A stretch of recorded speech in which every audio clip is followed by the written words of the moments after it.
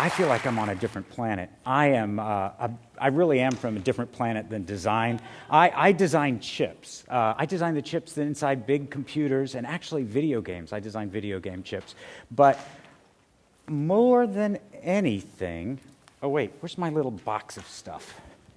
More than anything, though, I'm a nerd. I'm a real, how many nerds do we have out there? Do we have any? Good, come on, geeks. Okay, can we drop the lights for a second? I mean, I am so passionate about this. God, ow, ow, ow, ow, ow, ow, ow. But I love what I do, and I sense in each of you that same passion. Now, I will tell you that I am an IBM fellow. I'm probably the opposite. I am so nerdy at my core. Am I still wearing lights in my head? Good. I'm not that. I have had the same job. I live in northern Vermont, an old hippie schoolhouse. IBM issued me a wife. I have had beautiful wife. I have been in that same job for 28 years, and I still love it. I had to come up with something that would make my kids think I was cool, and so I played the nerd card, and it actually worked. I spent a lot of time trying to get kids interested in science, and that's where the lab coat and everything comes. And I'm about to tell you something sad. About 3 years ago, my son Sam, my middle son Sam, was killed in a car accident, in a traffic accident. And that, such an interesting, you talk about design, your circuits get rewired. And all of a sudden, it became very clear to me what my purpose was. Now, what I'm going to tell you about is about my industry and what you can do for me. But first, I want to say what I'm not. I am not an artist, Linda. I went home, yeah. I tried, but I really am mad about something, and I really need to get your help in trying to fix this. Here's the problem that I have. This is the number of engineering degrees in the US, and actually this trend is the same in any Western country. Asia's got a different issue, but look at that. That's bad. Since the 1990s, 15% decline, and if you're going down in this world, that's bad. I mean, with all the high-tech stuff, wouldn't you think people would be clamoring to be geeks like me? It's not. They're not. And what's worse, not only is it down 15%, but only 22% of engineers are women. Fewer than 5% of engineers are of any sort of diverse, African American, Hispanic, or any other national minority. And I think that what this represents is a serious design flaw and something that we need to fix. And I'll try to argue that in a second. We have a brand, okay? Not a great brand. 80%. There was a recent study called PISA. 400,000 kids, 140 countries. 80% of them did not want to be an engineer. That's kind of harsh. Didn't want to go into technology. I mean, that means that the pool that you're starting from, this is high school and before kids. They don't want to go in there.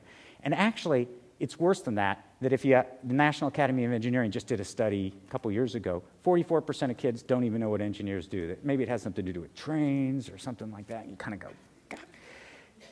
And the major influencers, who's the biggest influencers? Your folks. Parents are only 20% of parents would recommend that their kids go into any sort of technical field. And for women, it's half that, 10%.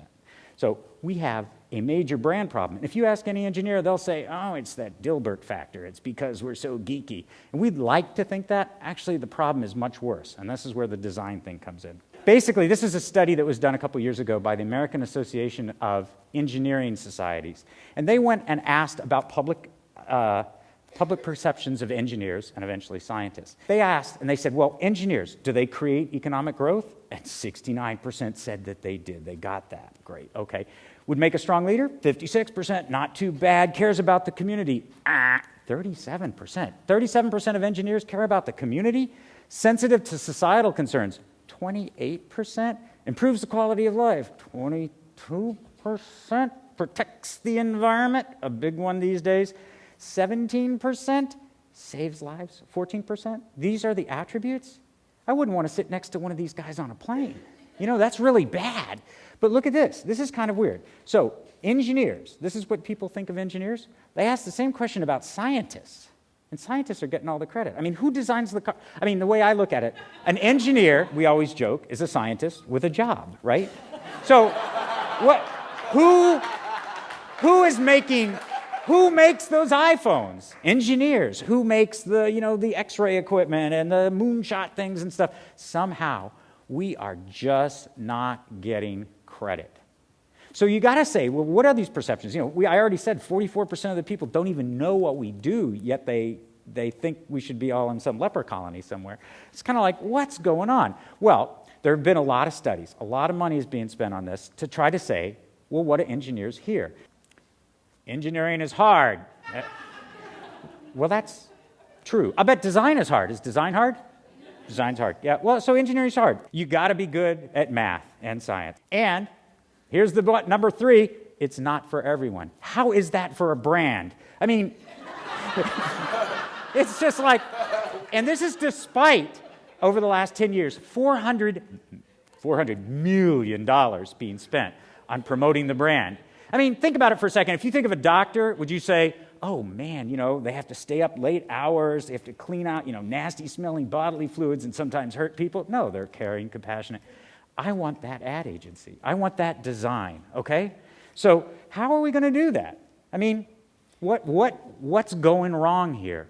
I mean, engineering, the way we teach it, it's like we teach math. It's like, get the right answer. Well, nobody ever goes in design and say, go get the right answer, right? There is no right answer. It's all about creativity. So the right brain, the attributes that make an engineer really good, creativity, compassion, imagination, and most of all, passion, those aren't even evident. And I'm going to argue that compassion and passion are the most important things. We're not giving engineers aren't thinking about themselves, and other people aren't thinking about themselves as being good for the world. And that's crazy talk. That's crazy talk. Now, I'm going to go back to the first chart and say, you remember this thing? Or the engineers, it's off 15%. For those of you who are as old as I am, you might remember 1957. Actually, I was born in 1959. I just look like this because I don't sleep. But But that uprise, that uptick in engineering, that captured the spirit. Well, what would do that again for us? Well, I mean, the answer is pretty good. Actually, it's a perfect setup. And I know you guys are probably greenwashed to death, but that engineer, I should have had a windmill or a solar panel or something up here. But the idea is that the problems that are facing the world right now, kids get that. When I go into schools right now, they understand that the nature of the world is changing and that we need engineers to go out and build better energy. We need to be more energy clean. We need to help fix the environment. Whether you believe in global warming or not, the politics don't matter. You can see that this is a pretty sticky idea, and there's going to be good money around that. And not only that, but we did shift our ad agency. We got this guy.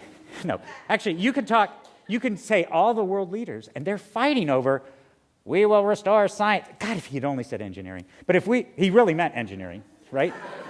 We will restore engineering to its rightful place. We will harness the sun and the winds and the soil to fuel our cars and our factories. So what would you do to try to get on that message?